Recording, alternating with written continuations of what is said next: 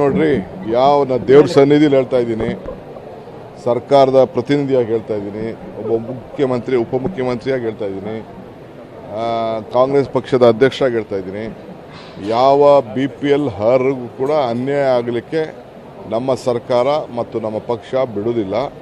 ನಾವು ಆಗಲೇ ನಮ್ಮ ಮಂತ್ರಿಗಳಿಗೆ ಹೇಳಿದ್ದೇವೆ, ಯಾರ್ಯಾರು ಕಾರ್ಡ್ ವಜಾ ಮಾಡ್ತಾ ಇದ್ದೀವಿ ಅದನ್ನೆಲ್ಲ ಪಟ್ಟಿನ ನೀವು ಕೊಡಬೇಕು, ಯಾರು ಅರ್ಹರಿದ್ದಾರೆ ಅದನ್ನೆಲ್ಲ ಸರಿ ಮಾಡಿ ಅವ್ರದ್ದೆಲ್ಲ ಮರು ಅರ್ಜಿ ಹಾಕಬೇಕು ಅಂತ ನಾವು ಹೇಳಿದ್ದೇವೆ. ಅದಕ್ಕೆ ನಮ್ಮ 5 ಗ್ಯಾರಂಟಿಗಳ ಪ್ರತಿಯೊಂದು ತಾಲೂಕಿನಲ್ಲೂ ಸಮಿತಿ ಇದೆ, ರಚನೆ ಮಾಡಿದ್ದೀವಿ. ರಾಜ್ಯ ಮಟ್ಟದ ಸಮಿತಿ ಇದೆ, ಅವರೆಲ್ಲ ಕೂಡ ಅದನ್ನು ಉಸ್ತುವಾರಿ ಮಾಡಿ ನ್ಯಾಯವನ್ನು ಕೊಡುವಂಥ ಕೆಲಸವನ್ನು ನಮ್ಮ ಕಾಂಗ್ರೆಸ್ ಪಕ್ಷ ಮತ್ತು ಸರ್ಕಾರ ಎರಡೂ ಸೇರಿ ಮಾಡ್ತದೆ.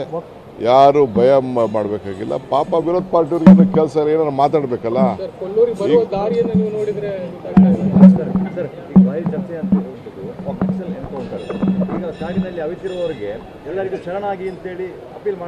ನೋಡಿಯಪ್ಪ, ಪೊಲೀಸ್ ಕೆಲಸ ಪೊಲೀಸ್ ಮಾಡ್ತಾರೆ, ಪೊಲೀಸ್ ಇಲಾಖೆ ಮಂತ್ರಿ ಪರಮೇಶ್ವರ್ ಅವ್ರ ಕೆಲಸ ಅವ್ರು ಮಾಡ್ತಾರೆ, ನಾನು ನನ್ನ ಕೆಲಸ ಮಾಡ್ತೀನಿ.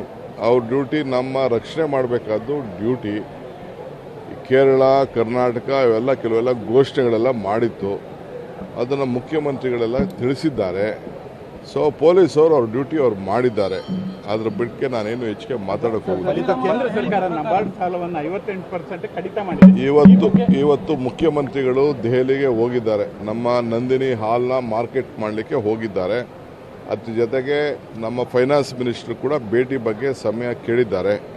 ಅದರ ಬಗ್ಗೆ ಕೂಡ ನ್ಯಾಯ ಒದಗಿಸಿಕೊಡ್ಬೇಕು. ಕರ್ನಾಟಕದಲ್ಲಿ ಅನ್ಯಾಯ ಆಗ್ತಾ ಇದೆ ನಬಾರ್ಡ್ ಸಾಲದ ಬಗ್ಗೆ ಅಂತ ನಾವು ಕೇಳ್ತೇವೆ. ಯಾರು ಇನ್ನ ಗ್ಯಾರಂಟಿ 10 ವರ್ಷ ಇರ್ತದೆ. ನಾವೇ ಅಧಿಕಾರದಲ್ಲಿ ಇನ್ನ 3 ವರ್ಷ ಆದ್ಮೇಲೆ ಇರ್ತೀವಿ, ಇನ್ನ 8 ವರ್ಷನೂ ಇರ್ತದೆ.